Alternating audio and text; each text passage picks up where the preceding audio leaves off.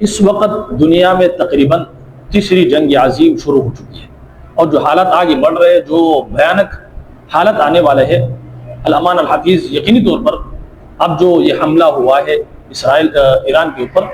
یہ صرف ایران کے اوپر حملہ نہیں ہے، بلکہ اس سے آپ اندازہ لگا سکتے ہو کہ جو دشمن ہے،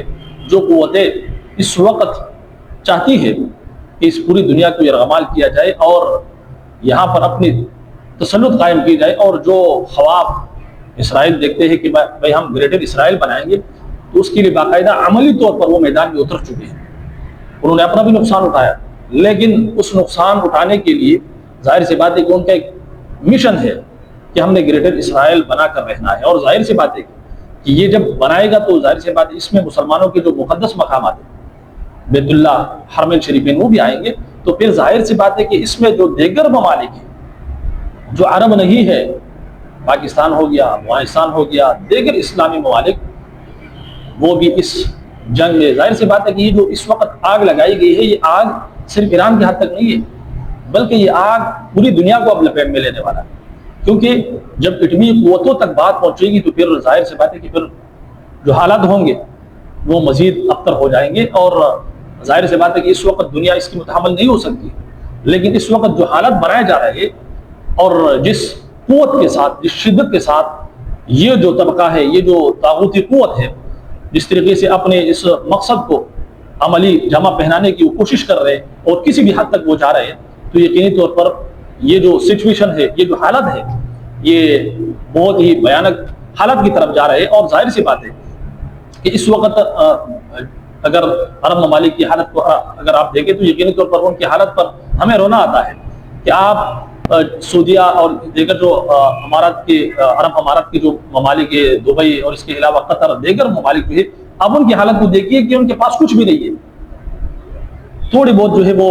قوت ایران کے پاس تھی جو اس راستے میں رکاوٹ تھی، یعنی جو طاغوتی مشن ہے گریٹر اسرائیل، اس کے راستے میں رکاوٹ تھی، تو لہٰذا انہوں نے ضروری سمجھا کہ اس رکاوٹ کو بھی ختم کر دیا جائے۔ اور ظاہر سی بات ہے کہ جب یہاں پر رکاوٹ ختم کر دی جائے گی تو پھر اگلی باری ظاہر سی بات ہے کہ ایران کے ساتھ جو بارڈر ہے وہ کس کا لگتا ہے؟ پاکستان کا لگتا ہے، تو پھر یقینی طور پر بات پھر آگے بڑھے گی، اور یہ جو جنگ اس وقت چڑھی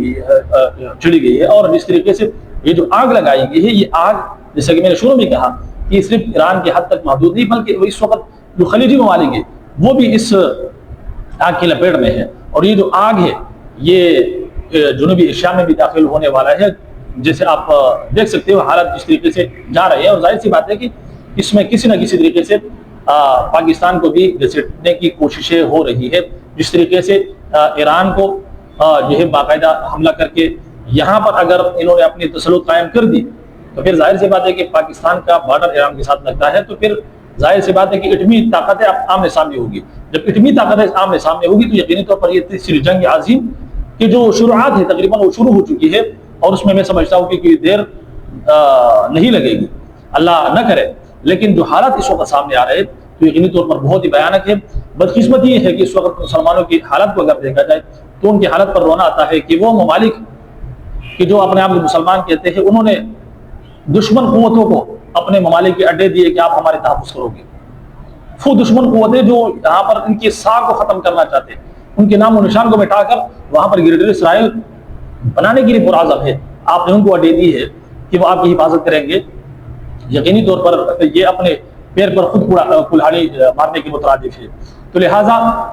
اس لیے قرآن مجید جو اللہ حضرت نے ہماری ہدایت کے لیے، ہماری رہنمائی کے لیے اللہ حضرت نے کتاب دی ہے، یقینی طور پر ہم نے اس کو پس پش ڈال دیا، اور اس میں اللہ حضرت نے ہمیں کیا رہنمائی کی ہے کہ وَاعْتَصِمُوا بِحَبْلِ اللَّهِ جَمِيعًا وَلَا تَفَرَّقُوا، اللہ حضرت کی رسی کو مضبوطی سے تاگیے اور فرقوں میں مت پڑیے۔ لیکن آج مسلمان مختلف جماعتوں میں، مختلف گروہوں میں بڑھ چکے ہیں، یہی وجہ ہے کہ اس کا جو فائدہ ہے وہ دشمن کو پہنچ رہا ہے اور اس کا نقصان مسلمان اٹھا رہے ہیں۔ اور صرف اس پر بس نہیں ہے، بلکہ اللہ رب العزت نے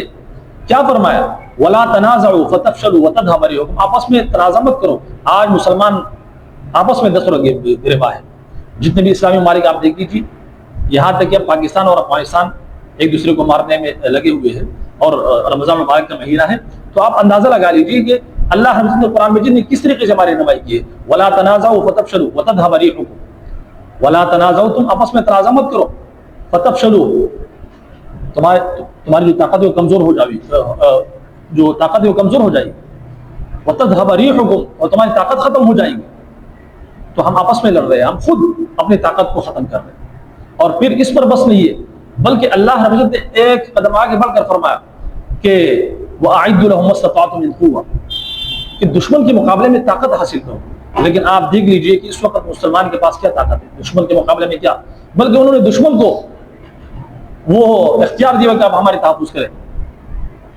خود کوئی طاقت حاصل نہیں کی۔ جہاں ایک طرف دنیا بھر کے ممالک ایٹم بم بنا رہے تھے، نیوکلر ترقی کر رہے تھے، طاقت بنا رہے تھے، تو دوسری طرف جو مسلمان ہیں وہ برج خلیفہ بنا رہے تھے، کوئی کیا بنا رہے تھے، کوئی کیا بنا رہے تھے،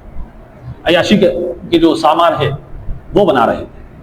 تو آج وہ نتیجہ آپ سامنے دیکھ سکتے ہو کہ کس قدر اس وقت جو مسلمان ہیں، اسلامی ممالک ہیں،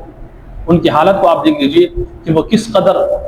ضلالت کا شکار ہے۔ اس لیے ضلالت کا شکار ہے کہ اللہ رب العزت کے جو قرآن ہے، جو اللہ رب العزت نے ہمارے لیے رہنمائی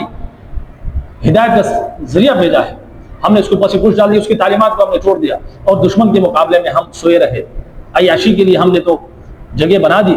لیکن اپنی حفاظت کے لیے، اپنے دفاع کے لیے ہم نے کچھ نہیں کیا۔ 57 اسلامی ممالک کی صرف ایک اتنی طاقت ہے پاکستان،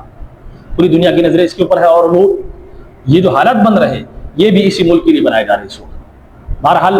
جو حالت آگے بڑھ رہی ہے یقینی طور پر بہت بھیانک ہے، لیکن بہرحال ہم اللہ سے دعا کر سکتے ہیں کہ اللہ رب العزت مسلمانوں کو اتحاد و اتفاق نصیب فرمائے، مسلمانوں کو